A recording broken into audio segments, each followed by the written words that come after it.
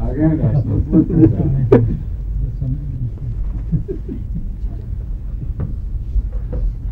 نے پتا کیوں کہہ رہا تھا پھر کام کرنے چلتے مجھے ایک امریکہ سے خط ملا، اس میں ذکر تھا ایک ولدیف اچھے رنگ میں. میں نے کہا ان کو کیسا پتہ چل گیا ہے؟ کہ میرے کلاس میں تو نہیں بات کرتی تھی کوئی یہ کبھی پہلے کی تھی. میں بھول ہی گیا تھا. وہ آپ کے ساتھ بے تکلف باتیں کرتے ہوئے کہ آپ کو میں نے کہا نا کہ آپ کو مختلف لوگ کہتے ہیں ان کا نام تقویٰ ہے. تو وہ امریکہ سے ایک خط آیا کہ ہومیوپیتھی کلاس میں ڈاکٹر تقویٰ سے باتیں کرتے نظر آتے ہیں. آپ کا اصل نام یاد ہی نہیں ان کو. مشہور یہی ہو گیا ڈاکٹر تقویٰ. اس لیے میں نے کہا تھا کہ اس کلاس میں کچھ تقویٰ کی کمی نظر آ رہی ہے. آپ آ گئے. دعا کریں کہ اللہ تعالیٰ کرے. آج ہم لیگ کینائنل سے سبق شروع کریں گے نا. پھر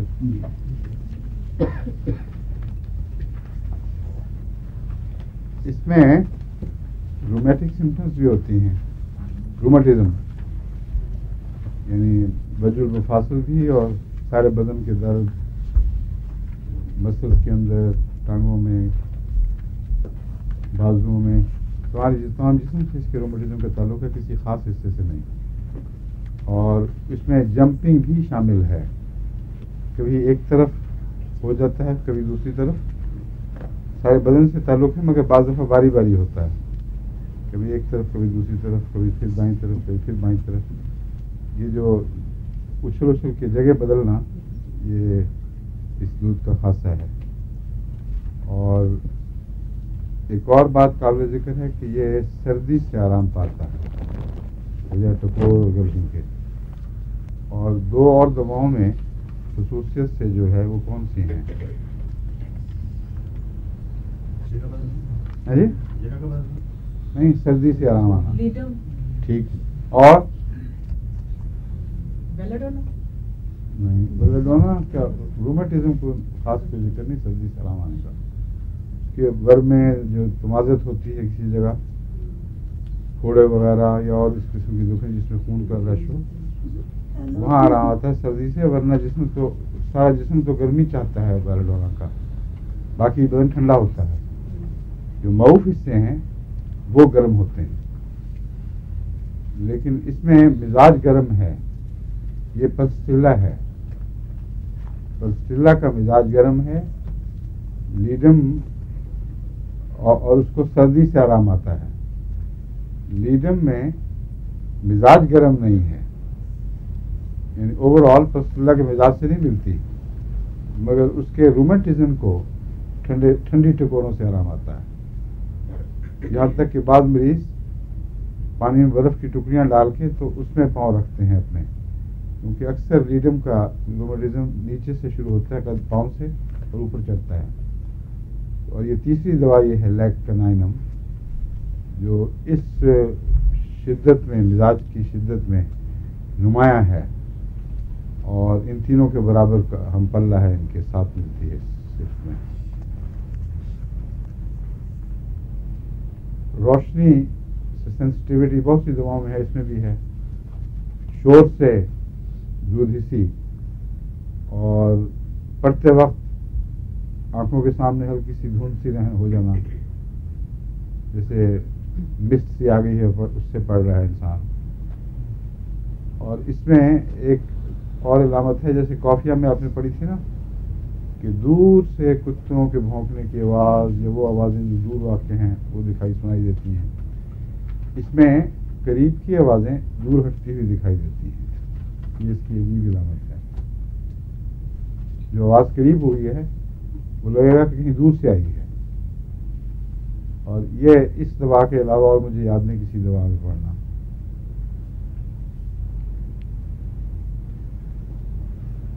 ڈفتیریا کی چوٹی کی دوا ہے. اگر ڈفتیریا میں دردیں جگہ بدلیں، کبھی اس ٹانسل میں کبھی اس ٹانسل میں. ڈفتیریا کا پتہ نا کیا ہوتا ہے؟ خناک. خناک کسی زمانے میں بہت عام ہوا کرتا تھا. اور ایلوپیتھک ڈاکٹرز کو طبیبوں کو بھی بڑی مشکل پڑتی تھی. اب آہستہ آہستہ اس کی جو انہوں نے ویکسین بنا لی ہے اس کی وجہ سے بہت کم رہ گیا ہے خناق. کیوں ڈاکٹر صاحب؟ جی سر کم ہو گیا نا، تقریباً ختم ہے تقریباً ختم ہے. ہاں، لیکن تیسری دنیا میں پایا جاتا ہے ابھی بھی، غریب ممالک میں. بڑی خطرناک بیماری ہے جو گلے کے اندر لگتا ہے ایک اور گلا بن جائے گا، اور وہ جو مادہ ہے اس کا زہریلا مادہ انفیکشن کا، وہ گرے، یعنی کیا کہتے ہیں گرے کو؟ سرمئی. ہاں، سرمئی رنگ کا اکثر وہ اندر مواد اکٹھا کرتا ہے، جس سے زبان کی اور میل آ جاتی ہے نا، اس سے تھک ایک کیک سا بن جاتا ہے گلے کے اندر، جو بالکل سانس کی نالی کو بھی بند کر دیتا ہے.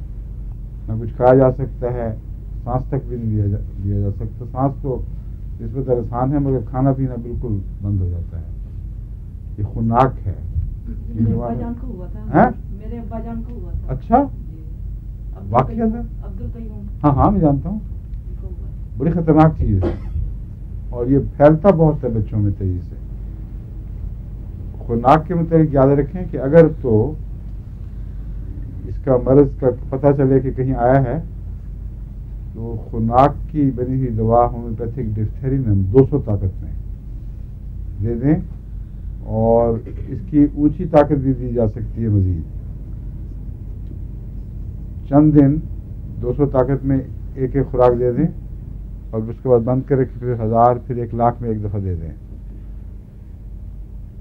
خناق کے متعلق بعض ڈاکٹرز کا یہ جو ان کی بات قابل یقین ہے، یہ تجربہ ہے کہ ایک دفعہ ہومیوپیتھک دوا دے دی جائے جو خناقی سے بنی ہوئی ہے تو 8 سال تک پھر ایسا مریض، ایسا شخص محفوظ رہتا ہے خناق سے. اور 2-3 سال کی حد نہیں ہے بلکہ 8 سال بلکہ زیادہ بھی ان کا خیال ہے. جو آبزرو کیا گیا ہے کہ ایسے شخص کو خناق کے مریضوں کے ساتھ ملایا جلا گیا ہے، ان کے ساتھ وہ روزمرہ ملتے ہیں، ان کا جوٹھا پیتے، یہ خناق نہیں ہوا کبھی. اور ایک جگہ نہیں، وسیع تجربے میں یہ بات آئی ہے. اس لیے ڈپتھیرینم کو یاد رکھیں. لیکن خناق کی اگر یہ علامت ہو کہ ایک طرف سے تکلیف اچھل کے دوسری طرف جاتی ہے اور پھر واپس آتی ہے تو یہ اس میں چوٹی کی دوا ہے. اور خناق کے زہر سے بسا اوقات گلے پہ فالج ہو جاتا ہے مستقل. یعنی خناق ٹھیک بھی ہو گیا لیکن فالج رہ گیا ہے، یا بعض دفعہ آواز کا فالج، بعض دفعہ ویسے گلے کے کسی حصے میں فالج. اس کا اگر یہ علامت ہو تو اس کا علاج یہ لیککنائنم ہے جو میں نے بتایا ہے. اور ویسے ڈاکٹرز لکھتے ہیں کہ لیککنائنم یا لیککنائنم اکثر اس فالج میں مفید ہے. تفصیلی علامتیں دیکھے بغیر بھی یہ کہا جا سکتا ہے کہ لیککنائنم فائدہ مند ثابت ہوگی.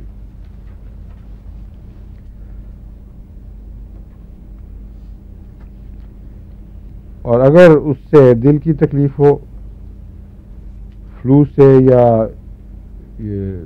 ڈفتیریا یعنی خناق سے، تو پھر کون سی دوا پہلی دوا جو اس کا اینٹیڈوٹ ہے وہ کون سی دماغ میں آئے گی؟ نہیں، بالکل نہیں.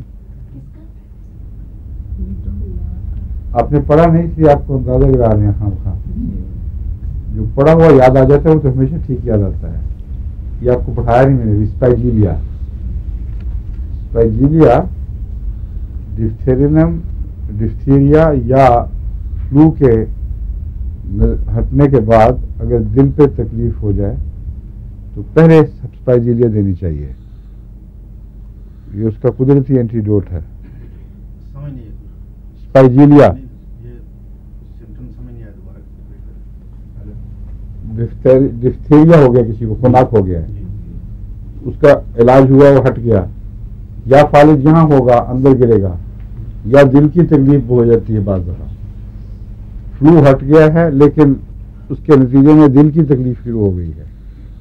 اس وقت اگر اسپائجیلیا دی جائے تو تکلیف آگے نہیں بڑھتی اور دل کی تکلیف کو کنٹرول، اس کو ضبط میں لایا جا سکتا ہے. یہ اب سمجھ گئے بات؟ میں نے کہا آپ نے اپنے بھائی کی رپورٹ نہیں کی ابھی تک، امریکہ سے کوئی اطلاع ملی ہے بھائی کے متعلق؟ دوائیاں مل گئی تھیں ان کو؟ ہیں کیوں نہیں ملی؟ شیخ کے ذریعے بھیجی تھیں تو ان سے وصول کرنی تھی انہوں نے. وہ کتنی دور ہے؟ میامی میں ہے وہ بھائی. تو وہاں سے وہ اسپیشل ان کو کہتے ہیں ہمارے خرچ پہ بھیج دیں آپ، جو ہوائی جہاز کے ذریعے بھیجا جا سکتا ہے پارسل. ہوائی جہاز ویکینڈ میں بھی چلتے ہیں. کسی شیخ صاحب کی کو تو تکلیف دینا ٹھیک نہیں تھا، مگر وہاں بہت سے ایسے ہیں خود نام کو کہا جا سکتا تھا اور اپنے دوستوں واقفوں کو کہا جا سکتا تھا، فوراً دوائی پہنچ سکتی تھی. بڑی ضروری ہے، جلدی پہنچنی چاہیے. پتہ کرو پھر. ویسے طبیعت کیسی ہے؟ پہلے سے بہتر ہو رہی ہے کہ خود بخود؟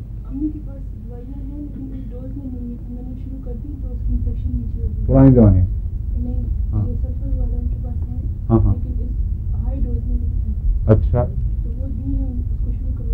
پھر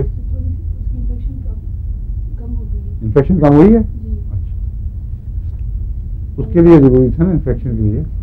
اور سلیشیا اونچی طاقت میں کہا تھا نا ایک، وہ نہیں ملی ابھی، یہاں سے بھیج چکے ہیں.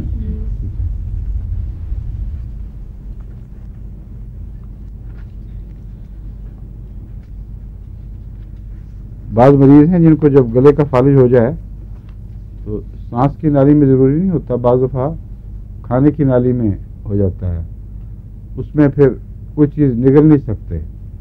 بعض لوگ صرف دودھ پی سکتے ہیں پھر. اور بعض بچوں کی یہ علامت ہوتی ہے کہ ویسے فالج کی کوئی کا پس منظر کوئی موجود نہیں، مگر صرف دودھ پیتے ہیں، کوئی ٹھوس چیز کھانے کی نگل نہیں سکتے. ان کا جو معروف حصہ ہے نا گلے کا، یا معروف نہیں کہنا چاہیے، وہ حصہ جو مسلز وغیرہ اس سارے نظام سے تعلق رکھتے ہیں، ان میں کوئی کمزوری ہوتی ہے غالباً، جس کی وجہ سے ٹھوس چیز کو نگلنے کے لیے جتنی طاقت چاہیے وہ نہیں ہوتی. اگر یہ وجہ ہو تو اس میں لیک کینائنم یقیناً مفید ہوتی ہے.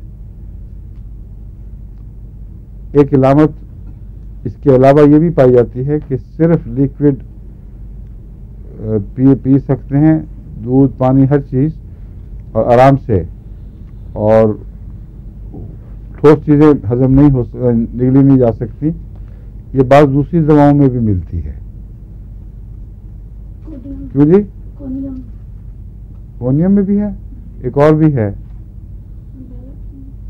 میرا خیال ہے کریزوٹ میں ہے یا کسی دوا میں ہے. گروتھ ہو جاتی ہے گلے میں.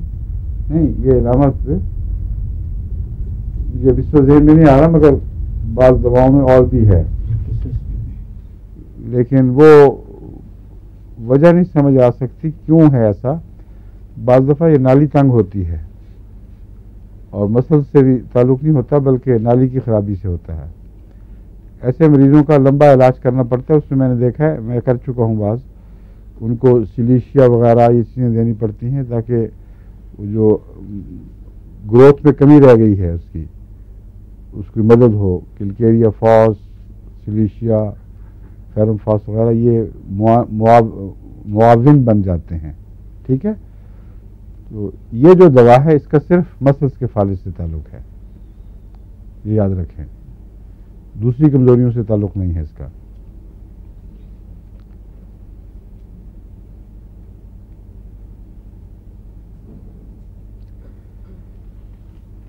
اس کا جو عورتوں کی بیماریوں سے تعلق ہے، مثلا یوٹرس میں یا اووریز میں درد محسوس ہوتی ہو، یہ اس کا جو مزاج ہے وہ سیمیسیفیوجا کے بالکل برعکس ہے. سیمیسیفیوجا کا مزاج کیا ہے اس میں؟ اس کے علاوہ ہاں یہ ٹھیک کہہ رہی ہیں آپ، جتنا فلو بڑھتا ہے کھل کر مینسز آئیں تو تکلیفیں، کمر کی دردیں اور پریشانیاں متلی اس میں فائدہ ہو جاتا ہے، کم ہو جاتا ہے. شروع کے دن مشکل ہوتے ہیں. CVC فوجا میں اس کو الٹ ہے، جتنا فلو بڑھے اتنا ہی وہ تکلیفیں بھی بڑھتی ہیں، اور اس کی تکلیفیں جو سارا مہینے رہتی ہیں مینسس سے تعلق رکھنے والی نہیں، مثلا اووری میں درد ہو رہی ہے یا یوٹرس کے کسی حصے میں دائیں بائیں یا کسی حصے میں بھی تکلیف ہے، اگر وہ سارا مہینہ رہے اور مینسس کھل کے آئیں تو بالکل غائب ہو جائے تکلیف، اس کا اس سے تعلق ہے لیکٹینائنم سے. سمجھ گئے؟ اس کو یاد رکھیں، یہ ریئر چیزیں ہیں مگر جب بھی آئیں فوری طور پر آپ کے ذہن میں دوائی آ سکتی ہے اور کئی مریض تکلیف سے بچ سکتے ہیں. اور اس کے اندر ایک اور بات یہ ہے کہ ممبرینس ہوتا ہے مینسس کے فلو کے ساتھ، جیسے جھلیاں کٹ کٹ کے آ رہی ہیں. یہ کریزوٹ میں بتایا تھا آپ کو میں نے، یاد نہیں؟ کیوں جی؟ ہاں کریزوٹ میں تھا. اس سے کچھ ملتی ہیں علامتیں کریزوٹ سے. اس میں ایسا خون جس میں لگتا ہے کہ رحم کی جھلیاں کچھ چھل چھل کے کٹ کٹ کر آ رہی ہیں، جس طرح کولائٹس کی بعض قسموں میں انتڑیوں کی جھلیاں بھی کٹ کٹ کے آتی ہیں. اس کے لیے یہ دوا خاص شہرت رکھتی ہے اس قسم کے ڈسمینوریا کے لیے.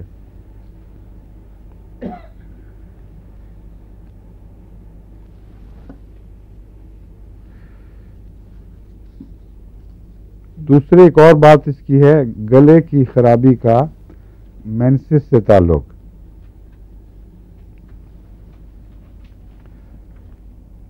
اور اس میں سمیسی فیوجا والا مزاج ہے، پھر اس لیے ان چیزوں کو جو فرق آتے ہیں ان کو یاد رکھنا چاہیے. میں نے آپ سے کہا تھا کہ جسم کی تمام دوسری تکلیفوں میں سمیسی فیوجا سے بالکل برعکس مزاج ہے. خون کھل کر آئے گا تو وہ تکلیفیں جو سارا مہینہ رہیں وہ دور ہو جائیں گی، اور جب خون بند ہوگا تو پھر دوبارہ وہ شروع ہو جائیں گی. ایک ایسا حصہ ہے جسم کا جس میں برعکس مزاج ہے، وہ گلے کی خرابی ہے. گلے کی خرابی مینسز کے ساتھ شروع ہوتی ہے اور مینسز کے ساتھ ختم ہو جاتی ہے. اگر یہ ہو تو پھر اس کا اس سے تعلق ہے لیکٹینائنم سے.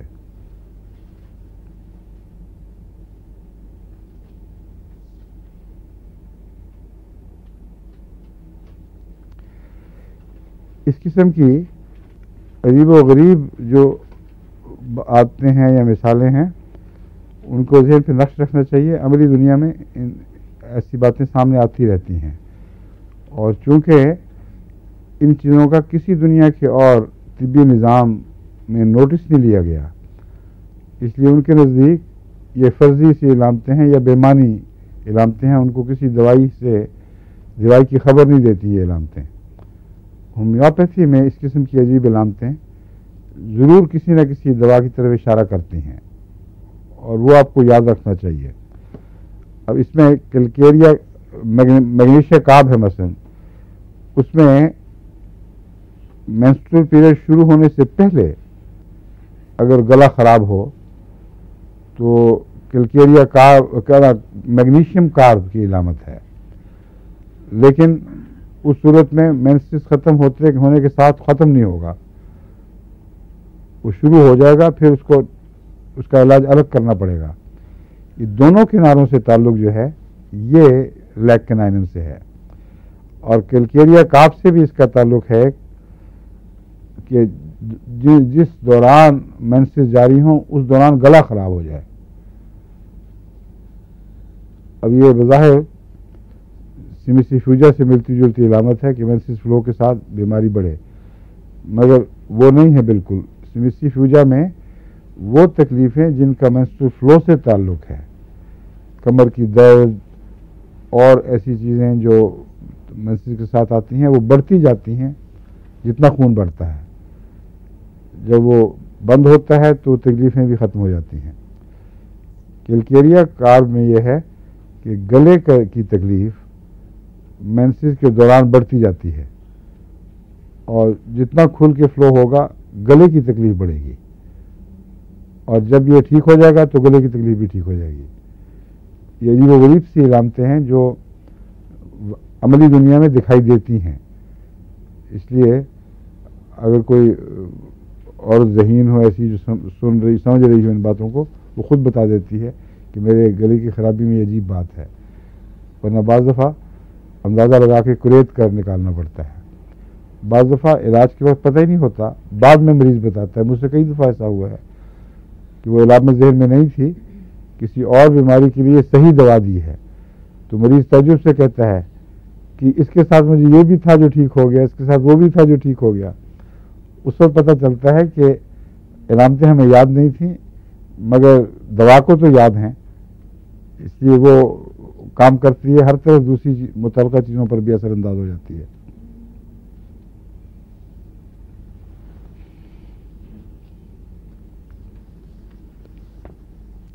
ایک اور بیہودہ سی علامت ہے جس کو اگر بچے ہوں یا تو سارے ہنس پڑے سن کے. وہ ہے مگر علامت، اگر بچے میں یہ عادت ہو کہ پیشاب کرے تو ضرور ہوا خارج ہو اس کی. اب یہ ایسا ہے جو اس بچوں کے لیے بے اختیار کہہ کی بات ہے. سارے اس بات پہ تو ہنس ہنس کے برا حال ہو جاتا ہے بچوں کا، مگر یہ ہوتی ہے علامت اور بچوں کے حوالے سے ہے. اس لیے اگر بڑوں میں بھی ہو تو ان کو بھی شاید یہ دوا مفید ہو. لیکن ایک اور علامت اس سے ملتی جلتی ہے جو رحم کی خرابی سے تعلق رکھتی ہے، اس کا ذکر سارسپریلا میں ملتا ہے. اس سے ملتی جلتی عادت جو عورتوں کے ساتھ تعلق رکھتی ہے، اس کا ذکر سارسپریلا پڑھیں گی آپ، اس میں آپ کو مل جائے گا، مجھے بتانے کی ضرورت نہیں. مگر یہاں یہ ہے کہ بچوں کی پیٹ کی خرابی پیشاب کے ساتھ ایسا تعلق رکھتی ہے. پیٹ کی خرابی نہیں، میرا خیال جو سفنکسٹر ہیں روکنے والے چھلے جن کے ذریعے ایک چیز کو آپ روکتے ہیں یا کھولتے ہیں تاکہ پیشاب خارج ہو، ان کا تعلق ہو جاتا ہے دونوں کا، سامنے اور پیچھے والوں کا. اور پیشاب خارج ہو تو ساتھ ہوا والا چھلا جو ہے وہ بھی کھل جائے گا ساتھ. اور اگر نمایاں ہو تو پھر یہ بیماری ہے جس کا علاج اس سے ہونا چاہیے، کیونکہ اس کی علامت میں ہے کہ وہ نمایاں طور پر ہوتا ہے. ایسی چیز کو آواز کے ساتھ ایسا واقعہ ہوتا ہے اور پتہ لگ جاتا ہے ماؤں کو کہ یہ خاص بات ہے اس بچے کی، عام روزہ روٹین نہیں ہے.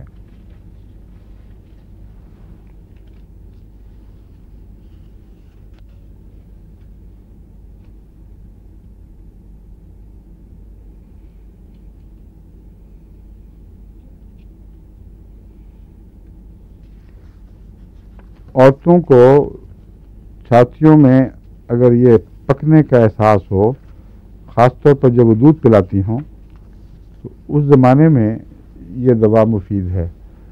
اور روٹین ہومیوپیتھ اگر ماں کا دودھ خشک کرنا چاہیں، مثلا کسی بچے کی وفات ہو گئی ہے یا اور کسی وجہ سے ڈاکٹر کہتے ہیں دودھ نہیں پلانا، بعض دفعہ دودھ خراب ہو جاتا ہے، ایسی صورت میں پلسٹیلا اور لیککنائنم دونوں برابر کی دوائیں ہیں.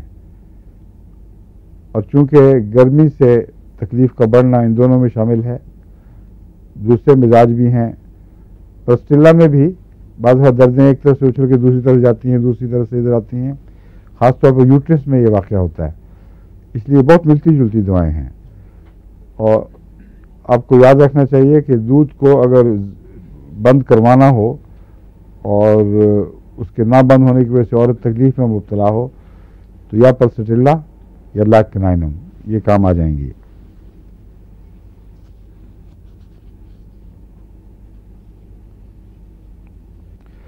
باقی وہ میں آپ کو بتا ہی چکا ہوں کہ رومٹزم میں اگر آلٹرنیشن ہو، آلٹریشن نہیں، آلٹریشن میں نہیں، تبدیلی، آلٹرنیشن ایک جگہ سے دوسری جگہ جانا اور واپس آنا، تو اس میں لکھا ہے کہ بہت ہی نمایاں علامت ہے یہ اس کی.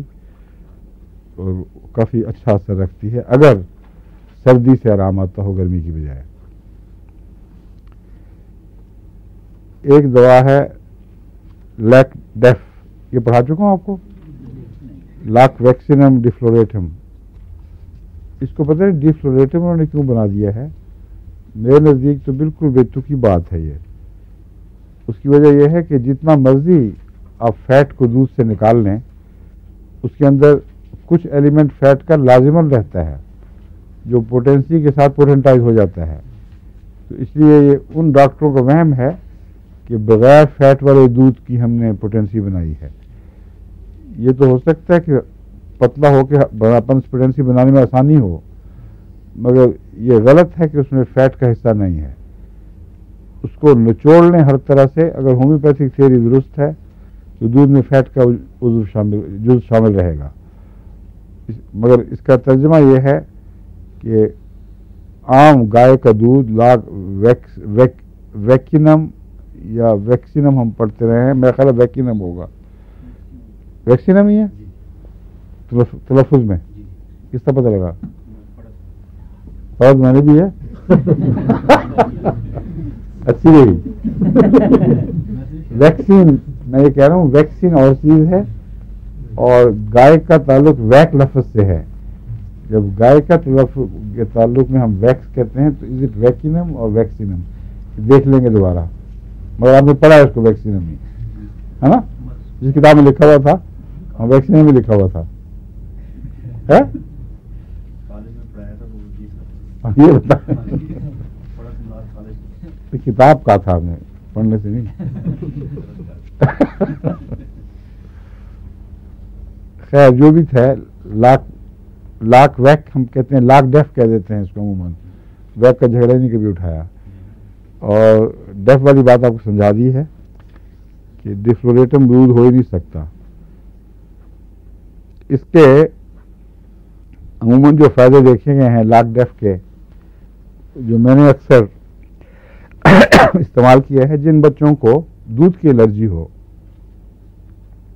اسار شروع ہو جائیں اور تکلیفیں ہو جائیں، ان کو اگر لیک ڈیف سی ایم کی ایک خوراک دی جائے تو بعض دفعہ جادو کی طرح اثر کرتی ہے. اتنا حیرت انگیز. جرمنی میں ایسے کئی کیسز ہوئے. ایک ماں مجھ سے تجویز کرے، اس کے وجہ سے خط لکھا کہ نے کیا دے دیا تھا، میں تو حیران رہ گئی ہوں. وہ دن آج کا دن اس کو دودھ سے کوئی تکلیف نہیں ہوئی. بعض ماؤں نے بتایا کہ پہلے فائدہ ہوا تھا پھر ہٹ گیا.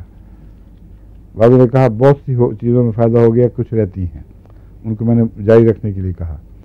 مگر ایسی بھی ہیں، ایک دفعہ نہیں کئی دفعہ ہوا واقعہ کہ ایک ہی خوراک سے پوری تکلیفیں ختم. اور بعض بڑوں میں بھی ہوا ہے یہ واقعہ جن کو دودھ کی الرجی تھی کہ سی ایم میں ایک خوراک دینے سے وہ الرجی دور ہو جاتی ہے. مگر اس کے علاوہ اور بھی تکلیفیں ہیں جن کا لیک سے تعلق ہے، لیک ڈیف سے، وہ میں آپ کو سناتا ہوں.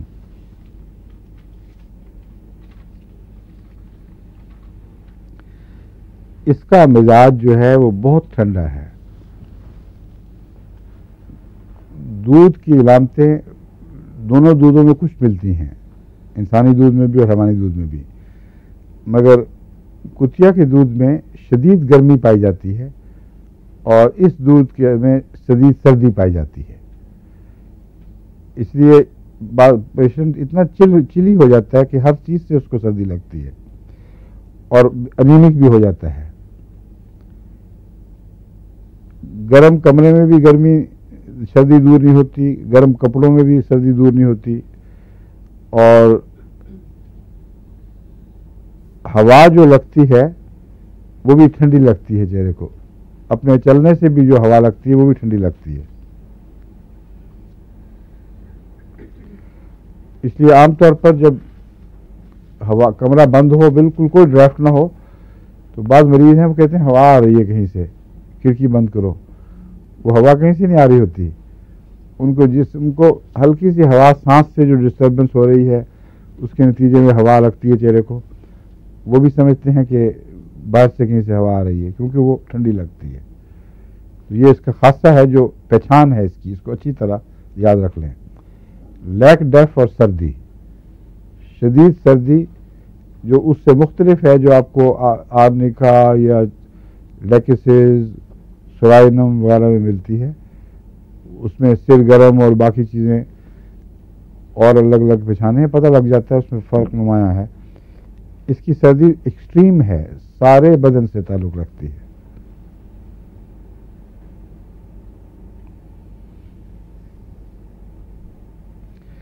اور دوسری مصیبت یہ کہ بھیگے ہوئے موسم سے بھی تکلیفیں بڑھتی ہیں.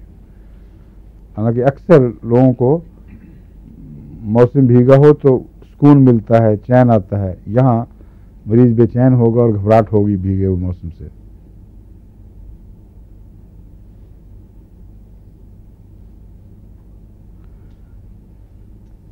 اس میں بھی رومیٹزم ہے، دردیں ہیں، لیکن اس کی رومیٹک تکلیفیں سر سے زیادہ تعلق رکھتی ہیں.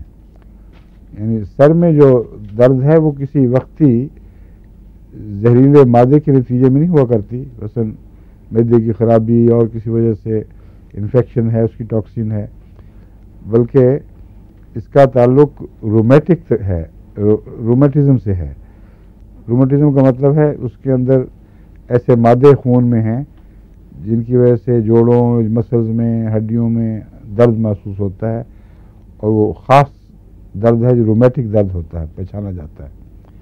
اس کا رومیٹک درد سر میں زیادہ ہوتا ہے، اور دوسری بھی رومیٹک تکلیفیں سر میں محسوس ہوتی ہیں.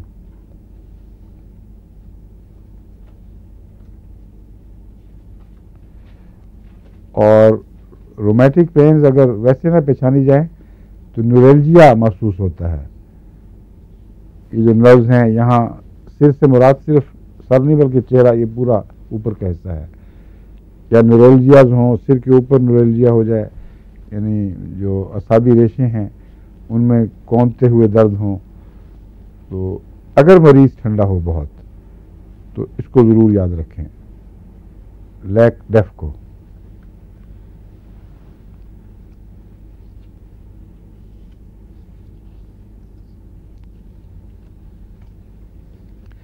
اس کی جو موڈیلٹیز ہیں وہ اس میں ان کی وجہ سے آپ کو بہت مدد ملے گی اس کو پہچاننے میں. گرمی تو فائدہ دینا چاہیے مگر اس لیے نہیں دیتی کہ گرم ہوتا ہی نہیں آدمی، جتنا مرضی گرم کر لیں ٹھنڈا ہو جائے گا بیچارہ. لیکن آرام سے فرق پڑتا ہے اور دباؤ سے. اس لیے اگر دبانے سے نمایاں فرق ہو کسی رومیٹک درد میں اور ریسٹ سے آرام آئے اور پھر ٹھنڈا ہو تو پھر اور بھی پکا ہو جائے گا کہ یہ لیک ڈیف کا کیس ہے.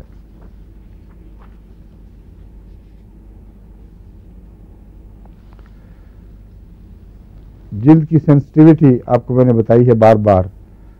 جلد کی زود حسی وہ کن کن چیزوں میں بتائی ہے؟ کسی کو یاد ہے؟ ایک آدمی پہلے تھا، آپ بتائیں. کونیم اور لیکسز اور لیکرائنم. ٹھیک ہے، اس میں بھی ہے لیک ڈیف میں. اسی لیکرائنم کو انتظار کر رہا تھا، مگر اس کی جو تکلیف ہے لیکرائنم کی وہ دردوں وردوں کے احساس سے تعلق رکھتی ہے. اس کی سکن کی سینسٹیوٹی صرف ٹیمپریچر سے تعلق رکھتی ہے.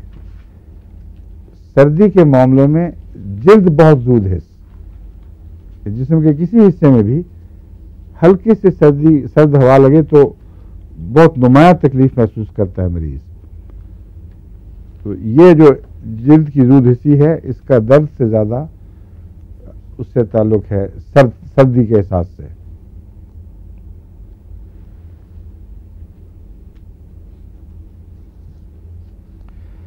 اور یہ ایک ایسی دوا ہے جس کو عموماً ذیابیطس میں نظر انداز کیا گیا ہے.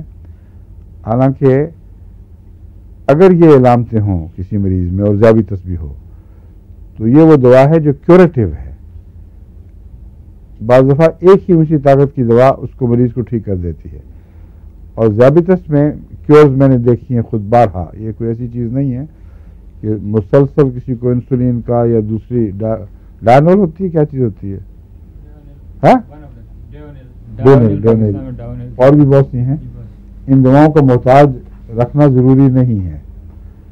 ہومیوپیتھک علاج سے کچھ عرصہ بعض دواؤں کو لمبا دینا پڑتا ہے، مگر مرض غائب ہو جاتا ہے اور اس میں کسی انسولین کی ضرورت نہیں پڑتی.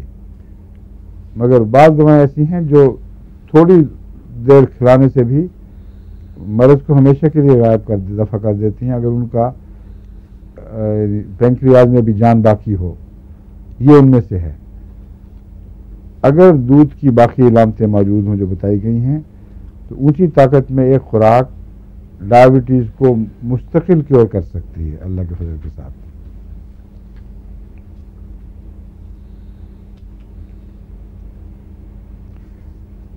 اور ساتھ وہ چیزیں بھی ہیں، انیمیا ہے، پیشاب میں بھی واٹری بار بار اور بہت پیاس، بعض دفعہ ڈینس یورین، جتنی بھی علامتیں ہیں شوگر کے مریضوں کے ساتھ تعلق رکھنے والی وہ اس دوا میں بھی پائی جاتی ہیں.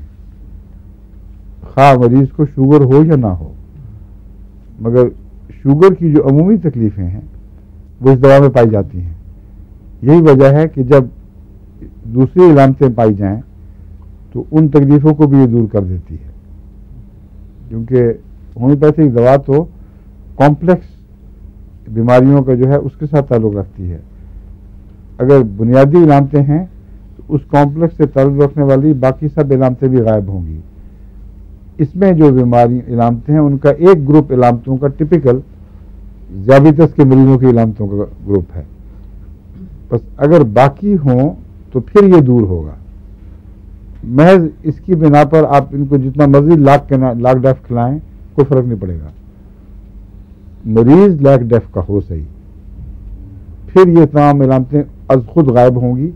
اور جیسا کہ میں نے کہا ایک ہی خوراک بعض دفعہ بالکل غائب کر دیتی ہے. تو اس لحاظ سے دلچسپ دوا ہے، ورنہ شوگر کا علاج بڑا مشکل کام ہے، بس لمبا عرصہ کرنا پڑتا ہے.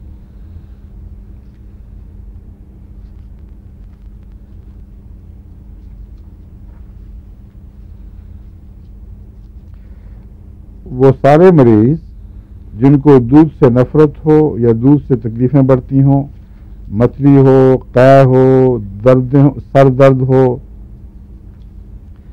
ڈکار آئیں، میدے میں تعفن پیدا ہو جائے اور دودھ پینے کے بعد، اور اس قسم کی سب علامتیں، یہ ساری علامتیں اگر آپ ان کو 1,00,000 میں ایک خوراک دیں تو بعض دفعہ دفعتاً ٹھیک ہو جاتی ہیں، بعض دفعہ 1-2 خوراکیں دینے کے بعد.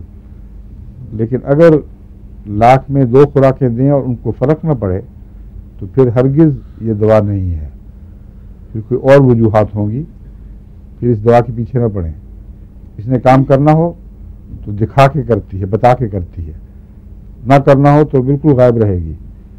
اس لیے اوور ڈوزنگ اونچی طاقت میں خطرناک ہوتی ہے. اس کو پیچھے پڑنے کی بجائے پہلی دوسری خوراک پھر چھوڑ دیں اگر فائدہ نہ ہو. تو یہ سی ایم کی طاقت میں اگر پوٹینسی میں دیں 2 خوراکیں، کتنا وقفہ عام طور پہ ہونا چاہیے؟ یہ تو اگر تو یہ پہلی دوا سے فائدہ ہو گیا ہے، پہلی خوراک سے، اور علامتیں جلدی واپس آ گئی، جس وقت وہ واپس آ رہی ہوں اس وقت ایک اور خوراک دے دیں.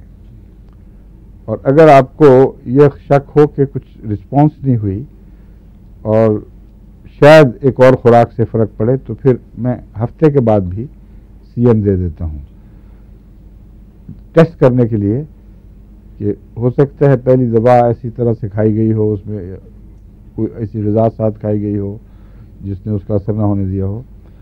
تو 1 ہفتے کے بعد دوبارہ اگر فائدہ نہ ہو تو اس 2 خوراکوں سے نقصان بھی نہیں ہوتا، لیکن پھر چھوڑ دینا چاہیے. اور بعض دفعہ دوسرے ہفتے دینے سے اثرات ظاہر ہو جاتے ہیں. سمجھیں کہ پہلی دوا نے پوری طرح جگایا نہیں تھا جسم کو، دوسری خوراک نے اس میں مدد کی ہے.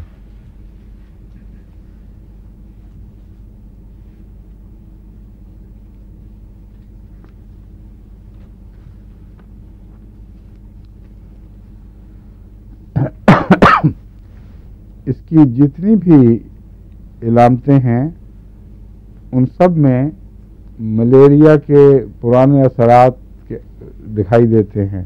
انیمیا ہو جاتا ہے، ڈراپسیز ہیں، شوگر کی علامتیں یعنی ذیابیطس کی علامتوں کے اثرات دکھائی دیتے ہیں، دل کمزور ہو جاتا ہے. ان سب علامتوں کو الگ الگ یاد رکھنے کی بجائے سیدھی بات یہ یاد رکھیں کہ اس کا مزاج جو ہے سخت سرد ہے اور اس کے پیشنس کی جو علامتیں ہیں کہ ہر مرض میں جلد کی زود حسی سردی سے اور عموماً دودھ کے ہضم ہونے میں دقت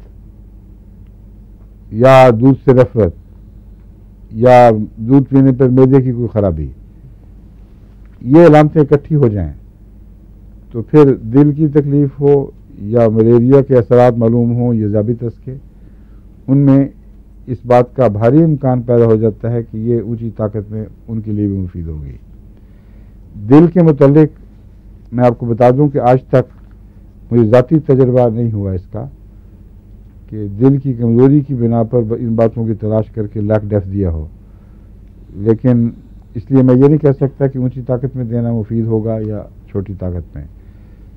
چونکہ یہ دل کا معاملہ ہے اس لیے بہتر ہے کہ احتیاط سے پہلے چھوٹی طاقت میں دیں اس کو. 30 میں تو بہت چھوٹا ہے، 200 سے شروع کر کے دیکھیں، اگر فائدہ ہو اور پھر ریپیٹ کریں، پھر 1000 میں پھر دہرائیں تو بعد میں پھر 1 لاکھ دیا جا سکتا ہے. کیونکہ دل کو نسبتاً آہستہ آہستہ آرام آتا ہے. دل کے جو اجزاء جن سے بنا ہوا ہے دل، وہ ان میں تیز دوا ایک دم ٹھیک نہیں کیا کرتی. اس لیے میرا خیال ہے، چونکہ مجھے تجربہ نہیں ہے، مگر اگر میں نے شروع کرنا ہو تو میں اسی طرح کروں گا کہ لیک ڈیف کو چھوٹی طاقتوں میں دل کے لیے استعمال کروں.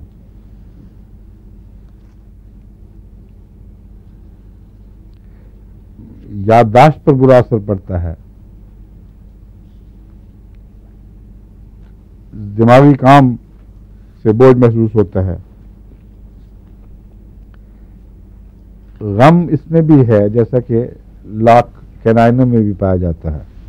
میں نے بتایا تھا آپ کو کہ لیک کینائن کا مریض کو بعض دفعہ گہرے غم کے دورے پڑتے ہیں، اس میں بھی ہے. یاد رکھیں اس کو اچھی طرح. لیک اس کا دودھ سے کوئی تعلق معلوم ہو رہا ہے کیونکہ دونوں چیزوں میں یہ مشترک بات ہے.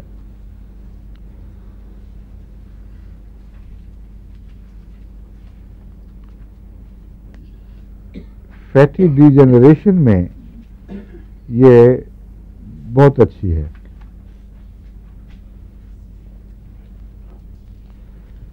فیٹی ڈی جنریشن خواہ دل کی ہو یا جگر کی ہو، عموماً یہ شرابیوں کی سزا ہے.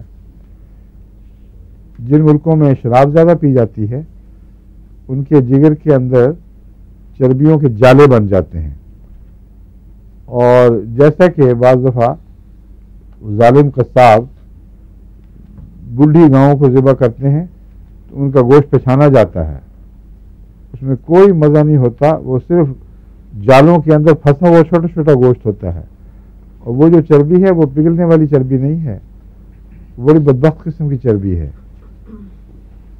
گوشت جتنا مرضی گلائیں گوشت گل سڑ جائے گا مگر چربی نہیں پگھلے گی، وہ جالا قائم رہتا ہے. اس کا نام ہے فیٹی ڈی جنریشن. یہ عمر کے ساتھ بالعموم آہستہ آہستہ ظاہر ہونے لگتی ہے. چھوٹے گوشت اور چھوٹی عمر کے بکرے کے گوشت، بڑی عمر کے بکرے کے گوشت میں یہ فرق ہے جس کی وجہ سے مزہ میں بہت تبدیلی واقع ہوتی ہے. لیکن اگر بیماری کے طور پر جگر اور دل اس سے متاثر ہو جائیں اس بیماری سے تو اس کو کہتے ہیں fatty degeneration of liver and heart. دل اور جگر کی چربی کی بیماری، ان پہ چربی چڑھ رہی ہے اور ڈی جنریٹ کر رہے ہیں. جہاں جگر میں فیٹی ڈی جنریشن ہو اتنا حصہ عملاً معاف ہو جاتا ہے، اور وہ دوائیں جو وہاں بننی ہیں وہ نسبتاً کم بنتی ہیں، اس لیے سارے جسم پر اس کا بہت برا اثر پڑتا ہے، اور یہ ہے خاص شرابیوں کی دوا۔ اس لیک ڈیف میں بھی وہ کہتے ہیں فیٹی ڈی جنریشن شامل ہے۔ اس سے پتہ چلتا ہے کہ لیک ڈیف جھوٹا نام رکھا ہوا ہے، اس کے اندر فیٹ ہے تو اس فیٹ کو کیور کرتی ہے۔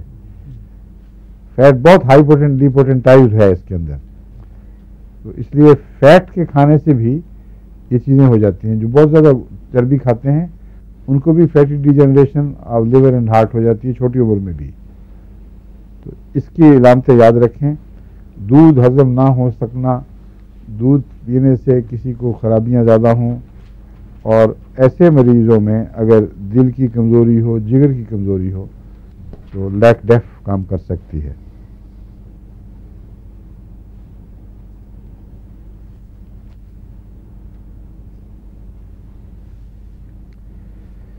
کہتے ہیں کہ موت کی خواہش بڑھ جاتی ہے غم کے ساتھ، اور انسان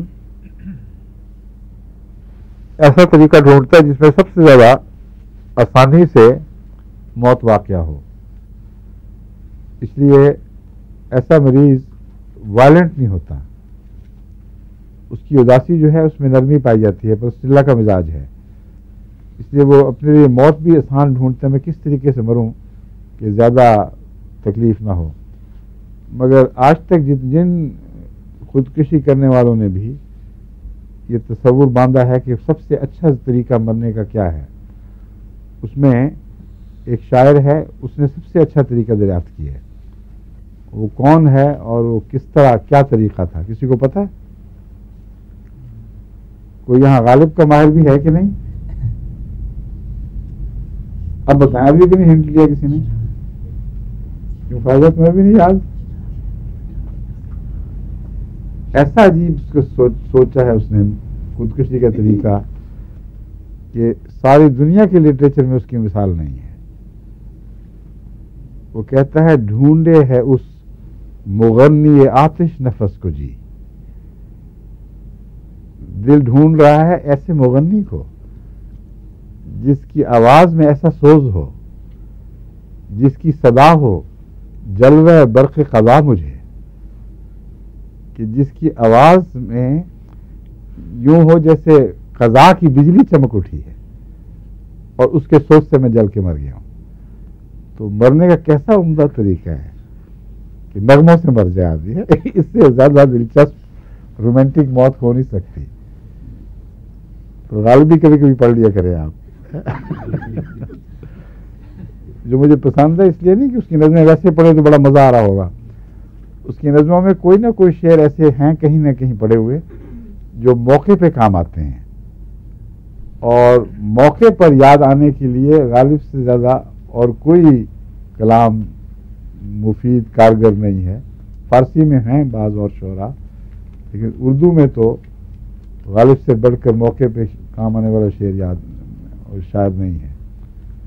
عام پڑھتے وقت جن شعروں کو آپ چھوڑ دیں گے کوئی مزہ نہیں آیا، کوئی نہ کوئی زندگی میں ایسا واقعہ ہو جائے گا کہ اس وقت وہ غالب کا شعر کام آئے گا۔ سیاست میں بھی کام آ جاتا ہے۔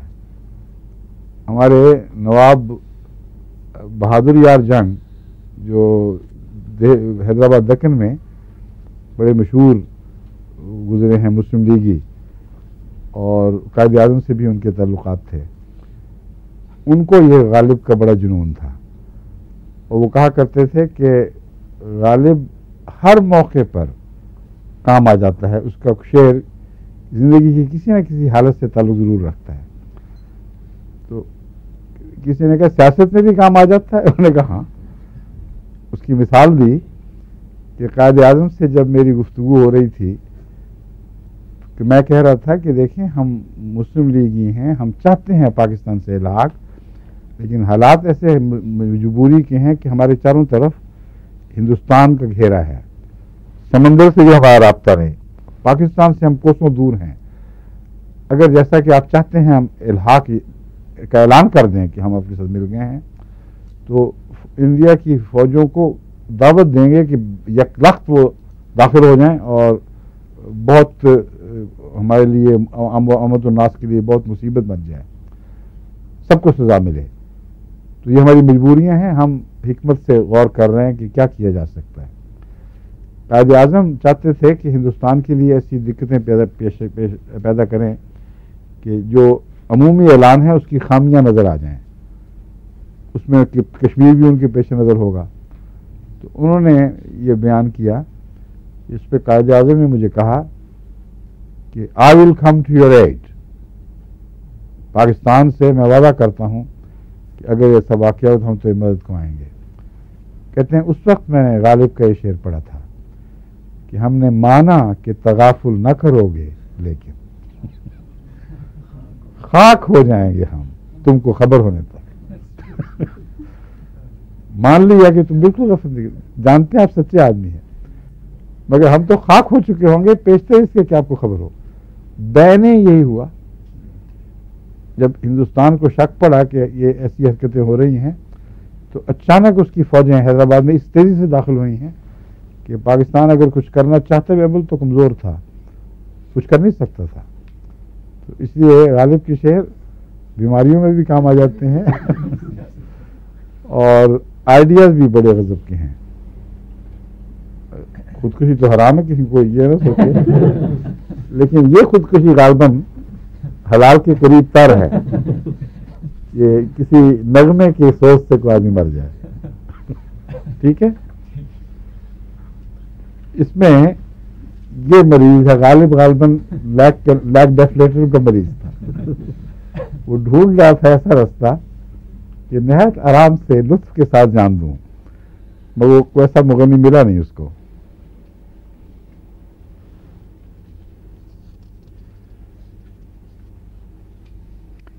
دماغ اس میں جو پنجابی محاورے میں کہتے ہیں ڈھل مل یقین، کبھی ادھر کبھی ادھر، کسی بات پہ بھی ٹھہرتا نہیں اور یقین پورا نہیں ہوتا کسی چیز پہ. یہ دودھ کے اثر سے جب معدے خراب ہوں دودھ کی وجہ سے تو یہ علامت بھی پائی جاتی ہے کہ آدمی بڑا ڈھل مل یقین ہو جاتا ہے. دل کی دھڑکن، لوگوں سے بات کرنے سے اورشن پیدا ہو جاتی ہے اور کمپنی سے بھی گھبراتا ہے. یہ چیز اس کو لیک کینائنم سے جدا کرتی ہے. لیک کینائنم میں انسان غم کی حالت ہو، فکر کی حالت ہو، اکیلا رہنا پسند نہیں کرتا، اور اس میں اکیلا رہنا بھی پسند کرتا ہے، بلکہ گھبراتا ہے بعض دفعہ کمپنی سے. اس کا جو اس کے سر کے چکر جو ہیں وہ کونیم سے کچھ ملتے ہیں، کیونکہ کونیم میں لیٹ کر ذرا سی بھی کروٹ بدلیں، بلکہ بعض دفعہ آنکھ کی حرکت سے بھی چکر آتے ہیں، لگتا ہے بستر گھوم گیا ہے. اس کا بھی اس چیز سے بہت تعلق ہے. اس دفعہ بعض دفعہ مریض آنکھ کھولے تو اس کو چکر آنے لگتے ہیں. کونیم سے یہ علامت اس کے چکروں میں ملتی ہے، جبکہ لاک کینائنم میں چکر ہیں مگر مختلف ہیں اس سے. ان کی پہچان کیا ہے؟ کیوں جی یاد ہے کسی کو؟ یہ بتائی نہیں میں نے، شاید بتائی نہیں، بھول گیا میں. لیک کینائنم کے جو چکر ہیں ان کا سینسوریم سے تعلق ہے، کانوں وغیرہ کی دوسری تکلیفوں سے نہیں ہے. ان کے چکروں میں ایک ایسی چیز ہے جیسے کوئی پریوں کی دنیا میں پھر رہا ہو. چلتے وقت زیادہ آتے ہیں مگر جیسے کائنات یوں گھوم رہی ہے ہلکی ہلکی. ایک لطیف انداز ہے اس کے چکروں کا، اس میں وائلنٹ دنیا گھومنے کا اثر نہیں ہوتا، بلکہ تیرنا تو ہے ہی نا، ایک اسی قسم کے چکر بھی تیرتے ہیں اس کے. یہ خاص ایک چکروں کا انداز ہے جو سوائے لیک کینائنم کے اور کہیں نظر نہیں آتا، یا اس میں بھی ملتا ہے بعض دفعہ جو نشے کی دوائیں ہیں نا، مثلا نہیں اوپیم نہیں، وہ جو بھنگ کو کیا کہتے ہیں؟ کینابس انڈیکا، اور کینابس ایک اور سٹاوا بھی ہوتی ہے، وہ اور چیز ہے. وہ کیا چیز ہے؟ وہ امریکن بھنگ ہے، یہ انڈین بھنگ. بس اس میں فرق ہے. سوزاک کی. اچھا، سٹاوا تو لہسن کو نہیں کہتے، لہسن کو نہیں، ویسے سٹاوا کا لفظ سٹاوا لہسن کے لیے بھی استعمال ہوتا ہے نا. دیکھیں کتاب میں امریکہ کی بھانگ. اچھا لکھا ہوا ہے. تو بھانگ سے بھی اس کا تعلق ہے، اس میں بھی فلوٹ کرنے کا احساس، ہواؤں میں پھرنے کا احساس، اور سب سے نمایاں بات بھنگ کے چکروں اور فلوٹنگ میں کیا ہے؟ ایٹرنیٹی محسوس ہوتی ہے، کیونکہ وقت نہیں گزرتا، ایک سیکنڈ میں لگتا ہے پورا جہان گزر گیا. اب یہ علامت جو ہے اگر وہ غم کی وجہ سے ہو تو وہ تو ہر ایک دنیا میں ہر شخص جو مصیبت، تکلیف، دکھ میں مبتلا ہو اس کا ہر لمحہ لمبا ہو جاتا ہے. لیکن اس کا عجیب حساب ہے، مزے کے ساتھ لمبا ہوتا ہے. حالانکہ مزے میں لمحے سکڑ جاتے ہیں، بلکہ گھنٹے دن سکڑ جاتے ہیں. جتنا زیادہ مزہ ہو اتنا ہی وقت چھوٹا ہو جاتا ہے. اس پر غور کرتے ہوئے مجھے ایٹرنیٹی کی حقیقت سمجھ آ گئی کہ قرآن کریم میں جنت کو ایٹرنل کیوں کہا ہے. اس کا لطف اگر اتنا ہی ہے جتنا بتایا جاتا ہے ویسا ہی ہوگا. تو اگر کروڑ سال بھی ہوں تو یوں گزرے گا وقت. اور جہنم اگر ویسی ہی ہے جیسے کہ ہے واقعتاً ہے، تو اس میں تو ایک ایک لمحہ لگے گا کہ وہ ایٹرنل ہی رہ رہا ہے آدمی. تو ایک ہی لفظ مختلف معنی رکھتے ہیں. جب جہنم پہ اب عبد اطلاق کرتا ہے تو ضروری نہیں کہ وقت اتنا ہی ہو. اسی لیے قرآن کریم نے جہنم کے لیے احقابہ کا لفظ بھی استعمال کیا ہے. احقابہ کہتے ہیں 80 سال، حقب کہتے ہیں 80 سال کو. تو احقابہ چند 80 سال، اور ساتھ ہی ابد بھی فرمایا ہے، بار بار وہ اس میں ہمیشہ رہیں گے. تو کیا نعوذ باللہ تضاد ہے؟ اس لیے نہیں. یہ ان باتوں میں غور کرتے مجھے سارے مسئلے سمجھ آئے ہیں کہ جہنم کے ایک لمحہ ہی لاکھوں سال شاید محسوس ہو، اتنا پرعذاب نقشہ ہے. تو اس کے 80 سال گزار لینا اس میں تو بہت بڑا عذاب ہے. اور یوں لگے گا جیسے ہمیشگی سے ہمیشہ کے لیے ہم یہیں ہیں. اور احقابہ کا مطلب ہے کئی 80 سال. تو اس لیے اس کو ابد کہنا بالکل درست ہے. بلکہ عبدالآباد بھی کہہ دیا جائے تو کوئی حرج نہیں لگتا. مگر جنت کو اگر وہ کروڑوں سال بھی ہو اس کو ابد کہنا بالکل ناجائز ہے، اگر وہ واقعتاً ابد نہ ہو. کیونکہ جتنی لذتیں جنت کی بتائی گئی ہیں وہ تو آنن فن اڑتے میں گزر جائیں گی. تو پھر آدمی کہے گا بس اتنی سی بات تھی. اس لیے یہ فرق ہے. وہ جو ہے نا بھنگ کا جنتی، وہ ایک متضاد چیز ہے. یہ چیزیں بتاتا ہوں تاکہ آپ کو یاد رہیں پکی طرح. بھنگی جنتی کو مزے آ رہے ہیں لیکن وہ ہٹ ہی نہیں رہے. ایک منٹ میں ہی وہ کہتا ہے میں سارے فلک کی سیر کر لی ہے، اور سارا دن اس کا بڑا لمبا گزرتا ہے. مگر اس میں ایک انصاف پایا جاتا ہے، تکلیف میں بھی اور اس کے خوشی میں بھی. یہ زمانہ کا امتداد ہے، زمانہ لمبا ہو جاتا ہے، اس کو پتہ نہیں لگتا. رو رہا ہے تو روتے ہی چلا جائے گا، معافیاں مانگ رہا ہے تو معافیاں ختم ہی نہیں ہوتی. میں نے خود دیکھا بھنگ کے پکوڑے کھائے ہوئے کو، وہ اس معافی کر دیں، آج تو آپ مجھے معاف کر ہی دیں. کر دیا معاف، بس ٹھیک ہے مگر مجھے معاف کر دیں پلیز. یہ وہ بھنگ کا اثر ہے جو باقی دواؤں سے ممتاز کرتا ہے. آپ کہتے ہیں کہ واقعتاً وہ ختم ہو گیا. کیوں؟ ایک میٹھی، اچھا ابھی ہے، ایک چل رہا ہے، آخری منٹ چل رہا ہے. باتیں بھول جاتی ہیں اس کے مریض کو. معدے کی خرابی کے ساتھ برین فیک بھی ہو جایا کرتا ہے. دودھ کے زہر سے یہ بات بھی پائی جاتی ہے. بستر میں کروٹ بدلنے سے چکر.